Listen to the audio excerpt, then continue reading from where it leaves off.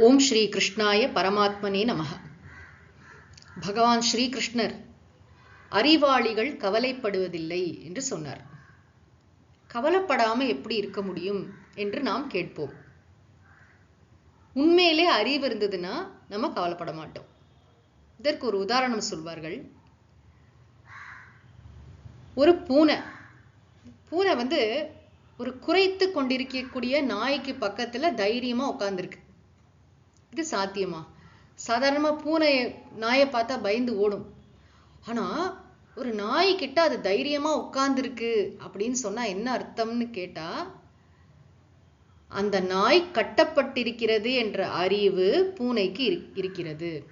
என்னதான் அது குறைத்தாலும் அதை அவிழ்த்துட்டு நம்மளை கடிக்க முடியாது அப்படின்னு ஒரு சேஃபா ஒரு டிஸ்டன்ஸ்ல உட்காந்து பூனை அந்த நாயை பார்த்து ரிலாக்ஸ்டா சிரிச்சிட்டு இருக்கலாம். இப்ப இந்த அறிவு இருக்கிறதுனாலதான், அதாவது நாய் கட்டப்பட்டிருக்கிறது என்ற அறிவு இருப்பதால பூனை கவலைப்படாமல் இருக்கிறது. அதே மாதிரி இந்த வாழ்க்கையின் உண்மை என்ன, நாம் உண்மையிலே யார், கடவுள் என்பவர் யார், இந்த உண்மைகள், இந்த வாழ்க்கையை பற்றிய மாபெரும் உண்மைகளை எல்லாம் நாம் அறிந்து கொண்டால் நம்ம கவலையிலிருந்து நிச்சயமாக விடுபடுவோம். கவலைப்படுறதுக்கு அங்க அவகாசமே இல்லை, கவலைப்படுறதுக்கு விஷயமே இல்லை என்பது நமக்கு தெள்ளத் தெளிவாக விளங்கும். கவலைப்படக்கூடாதுன்னு சொல்லல, கவலைப்பட வேண்டிய அவசியம் இல்லைன்னு சொல்றோம். நமக்கே தெரியும் இது நம்ம வேஸ்ட், நம்ம கவலைப்படுறது வேஸ்ட் என்பது நமக்கே விளங்கும். பகவான் எப்படி டெவலப் செய்கிறார் என்பதை பார்ப்போம். நத்வே வாஹம் ஜாது நாசம் நத்வம் நேமே ஜனாதிபாஹ நச்சைவ ந பவிஷ்யாமஹ சர்வே வயமதஃ பரம். பகவான் மிக அழகாக சொல்ல தொடங்குகிறார். நான் இருந்ததில்லை அப்படிங்கிறது இல்லை. அப்படின்னா என்ன? எல்லா காலத்திலும் நான் இருக்கிறேன், தன்னை பற்றி சொல்கிறார். அப்புறம் நீ இல்லாமல் இருந்ததில்லை அப்படின்னு ஒண்ணு கிடையாது. டபுள் நெகட்டிவ் எதை காட்டுறதுன்னா பாசிட்டிவ். நான் எல்லா காலத்திலும் இருந்தேன், இருக்கிறேன், இருக்க போகிறேன். நீயும் இருந்தாய், இருக்கிறாய், இருக்க போகிறாய். இமே ஜனாதிபாகா, இந்த அரசர்களும் இல்லாமல் இருந்ததில்லை. அவர்களும் இல்லாம இருந்து தோன்றி திரும்ப இல்லாம போறவங்கள, அவங்க எப்பயுமே இருக்காங்க.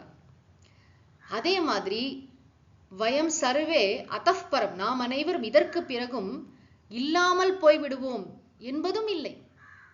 அதாவது நாம் இல்லாமல் இருந்ததில்லை என்பதும் இல்லை, நாம் இல்லாமல் போக போகிறோம் வருங்காலத்தில் என்பதும் இல்லை. என்ன சொல்ல வருகிறார் என்றால், நாம் 3 காலத்திலும், கடந்த காலம், நிகழ்காலம், வருங்காலம், எல்லா காலத்திலும் நான் அல்லது ஆன்மா அழியாமல் இருக்கக்கூடிய தத்துவம். நான் அழியாதவன், நிலையானவன். இதுதான் இந்த ஸ்லோகம் சொல்கின்ற விஷயம். இல்லையே, நான் இந்த இவங்கெல்லாம் செத்து போறதை நான் பார்க்கிறேனே, ஒரு பிறப்பு என்பதை நாம் பார்க்கிறோம், இறப்பு என்பதை அதெல்லாம் பார்க்கிறோம். அதெல்லாம் உடலை சேர்ந்தது, உன்னை சேர்ந்ததல்ல.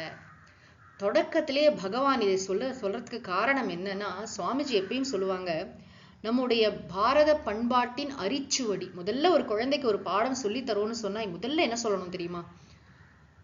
அந்த குழந்தையை பார்த்து, நீ உடல் அல்ல உயிர், இதுதான் சொல்லி கொடுக்கணும். நம்ம எல்லாரும் நம்மளை உடம்பா நினைச்சுக்கிறதால தான் நான் குண்டா இருக்கேன்னு வருத்தப்படுறோம், அவன் அழகா இல்லைன்னு ஃபீல் பண்றோம், விதவிதமா ட்ரெஸ் போட்டுக்கணும்னு இது எப்படியாவது இந்த உடம்ப பிரசன்டபிளா காட்ட முயற்சி பண்றோம். தவறல்ல. ஆனா இந்த உடம்பு நம்ம கிடையாது. ஒரு வீட்டை கட்டி வீட்டுக்குள்ள நம்ம குடியிருக்கோம் இல்லையா, அது மாதிரி இந்த உடலாகிய வீட்டிற்குள் நாம் வசிக்கிறோம். திருவள்ளுவர் இதை ஒரு கூடுன்னு பறவை குடியிருக்கக்கூடிய கூடுன்னு சொல்றார். புக்கில் அமைந்தின்று கொல்லோ உடம்பினுள் துச்சில் இருந்த உயிர்க்கு. உயிர் இந்த உடலில் ஒண்டு குடித்தனம் செய்து கொண்டிருக்கிறதுன்னு சொல்றார். இதுக்கு இன்னும் நிலையான வீடு கிடைக்கல போல இருக்குன்னு சொல்றார். ஆக உயிராகிய நாம் இந்த உடலில் இருக்கிறோம். இது முதல்ல நம்ம புரிஞ்சுக்கணும். ஆத்மா, ஜீவாத்மா, இந்த விஷயம் உயிர் என்பது முதல்ல தெரியணும். இதுதான் அரிச்சுவடி. ஆக உயிருக்கு அழிவில்லை. உடல் தோன்றியது, தோன்றிய உடல் நிச்சயமாக மறையும். இங்க நான் அப்படின்னு சொல்லும் போது, நான் என்பது உயிர், உடல் அல்ல. முதல்ல நம்ம தெரிஞ்சுக்கணும். நான் உயிர் அப்படிங்கிறது புரிஞ்சாதான் நம்ம ஆன்மீக வாழ்க்கைக்குள்ள அடியே எடுத்து வைக்க முடியும். நம்மை உடலாக கருதி கொள்ளும் வரை இதுக்குள்ள நம்ம வரவே முடியாது. முதல்ல நம்ம யாரா இருந்தாலும் சரி, முதல்ல நம்ம தெரிஞ்சு கொள்ள வேண்டிய விஷயம், அவர் உடலை உகுத்து விட்டார் அப்படிலாம் தானே சொல்றோம். உடம்பு அழியும், ஆனா அந்த ஆன்மா, அந்த அந்த அந்த கோர், அதுல இருக்கிற அந்த சோல்னெல்லாம் சொல்றோமே ஆங்கிலத்துல, அந்த ஜீவாத்மா அது அழிவதில்லை. இந்த இடத்துல பகவான் சொல்கிறார் ஆத்மா அழியாத தத்துவம். இந்த அரசர்களோ நீயோ நானோ இல்லாமல் இருந்ததில்லை அப்படிங்கிறது ஒண்ணு இல்ல, வருங்காலத்துல இல்லாம போயிட போறோங்கிறதும் கிடையாது. நாம் அனைவரும் எப்பொழுதுமே இருக்கிறோம்.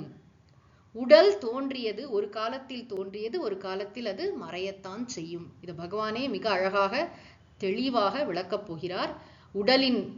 உடலுடைய தன்மை என்ன, ஆன்மாவின் தன்மை என்ன என்பதை பிரித்து பிரித்து புரிந்து கொண்டால் இந்த உலகத்தில், இந்த வாழ்க்கையில் வாழ்ந்து கொண்டே நம்மால் கவலையால் தாக்கப்படாமல் நிம்மதியாக அமைதியான ஆனந்தத்துடன் வாழ்வதற்கு இந்த அறிவு நமக்கு துணை செய்யும். இந்த மெய் அறிவு, ஞானம், ஞானம்னா சம்ஸ்கிருத சொல், அறிவு என்பது தமிழ் சொல், அவ்வளவுதான். மெய் அறிவு, இந்த ஆத்ம ஞானத்தை பகவான் நமக்கு அருளி கொண்டிருக்கிறார். தொடர்ந்து நாம் அடுத்த பகுதியில் காண்போம். ஓம் சாந்தி சாந்தி சாந்தி. ஹரி ஓம் தத் சத். ஸ்ரீ கிருஷ்ணார்ப்பணமஸ்து.